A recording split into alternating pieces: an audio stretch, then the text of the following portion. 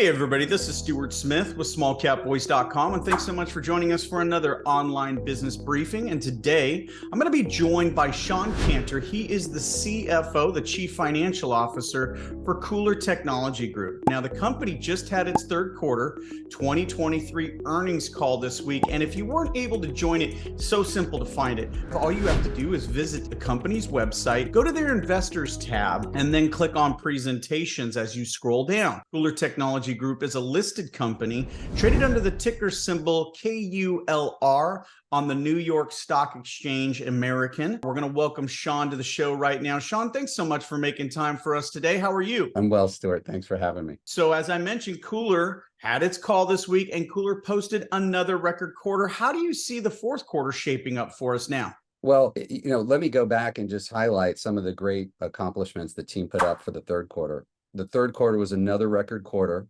and we're very proud of the team. We did over $3 million in revenue. And just to give you a sense of context, that overall sales growth is about 120%, more than a doubling of revenue versus the same period in the prior year in 2022. Product business was up about 38% quarter over quarter. Third quarter 23 over 22. And our service business actually grew 4,800% in the same time frame. We highlighted on the call, but it's really worth noting that the service business can really be seen as a foreshadowing of future product sales opportunities, since much of the service business is working with clients to get their products through required certifications that they need in order to then go into market. And once we're spec'd into their products, our products are a required component of the specified product set that gets the certification. And one more point, really two, I guess, that I should make about that. We think it's important people understand that makes our products very sticky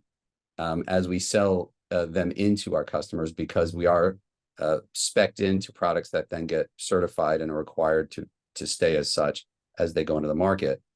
And the second is, as our customers pass their certification and ramp their sales, our product sales will follow along with them, because we're a part of their then products as they grow and become more successful. And so then you asked me about, the balance of the year. As we mentioned on the call, we think that we will be aligned with the analyst expectations, and we've previously issued revenue guidance, and we think that we will be in line with what we've already said. Let's talk a little bit about a statement that Michael Moe made on the call. And Michael believes that he sees the potential, anyways, for 26 to 34 million of sales in 2024. Any additional insights on that?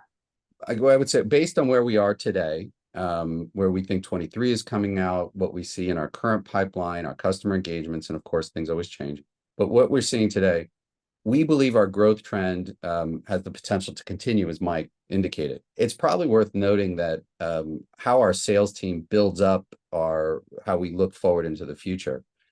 We don't just take a percentage growth rate and apply it to the past and assume that will be the case in the future. We do what people call bottoms up analysis. We build out programs and customers line by line. We have a conversation around it, and the sales team gives us their thoughts on what they think each of those material product lines or customers will do next year.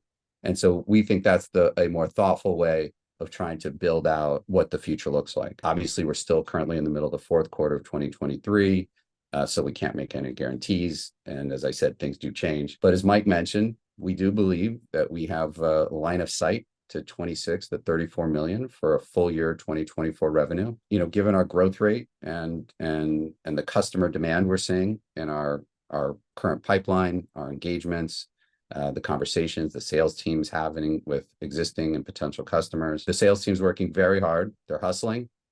So if there are any changes, we certainly hope they're to the upside. Yeah, I bet.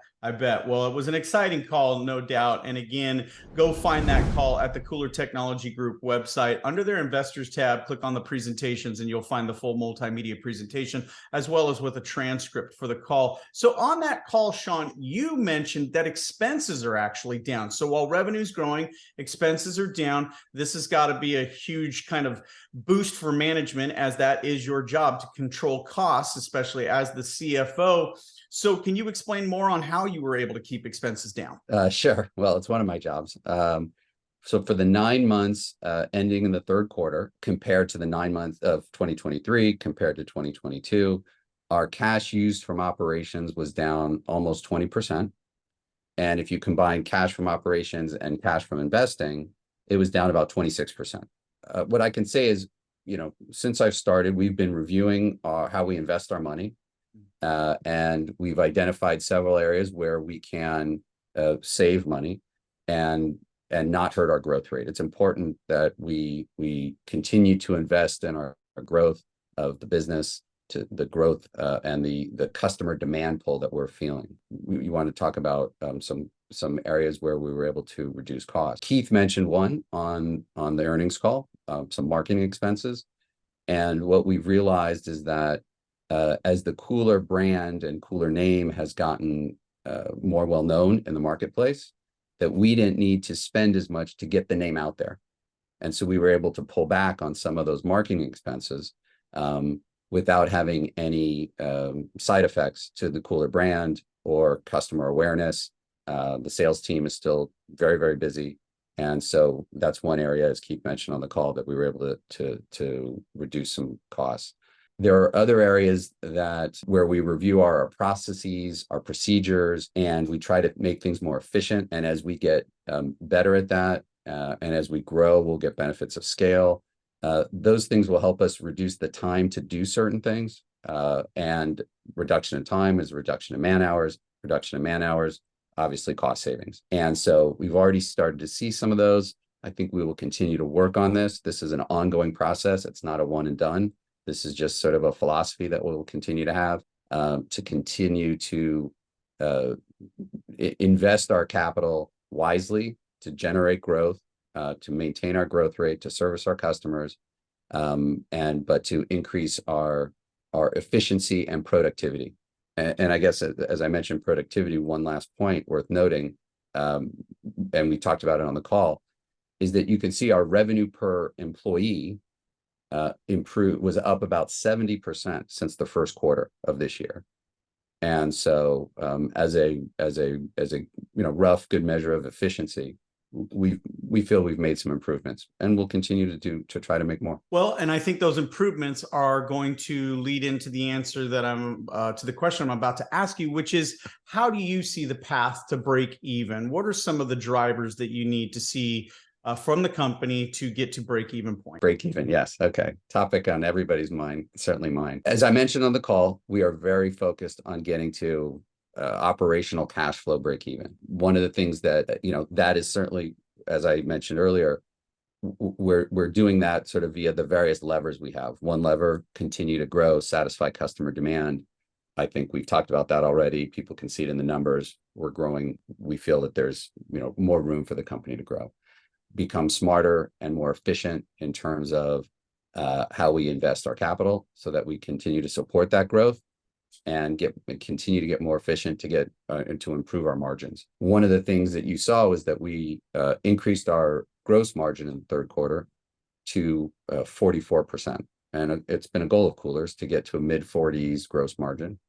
And so we're very happy we've done that. As we continue to scale and through pricing, I think we may be able to even improve that a little bit more.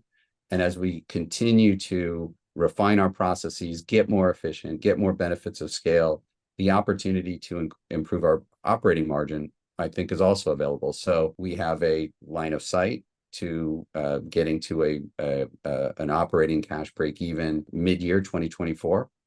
And we're going to work really hard to do it. We can't make any guarantees, obviously, no promises. Certainly certain milestones and expectations we have to be met, but that's certainly a goal of ours, and we're going to work really hard to get there. Excellent. Well, once again, we're speaking with Shawn Canter. He is the Chief Financial Officer for KULR Technology Group. Shawn, before I let you go today, great news out here on the press wire today. Here's the dateline, November 16th, 2023. Here's the headline: KULR to develop advanced thermal management for aerospace applications.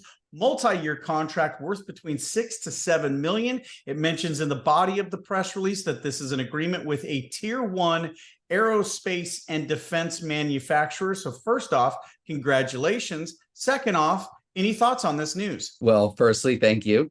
And secondly, Yeah, we're really proud that, tier one excellent customers continue to come to us. These are the kind of customers who really can go anywhere they want. They have plenty of funds, and so when they choose KULR, we think it means something. It's a significant choice, and it's a significant symbol and signal, really, as to KULR's ability to satisfy some very complex problems and provide them with some very complex solutions.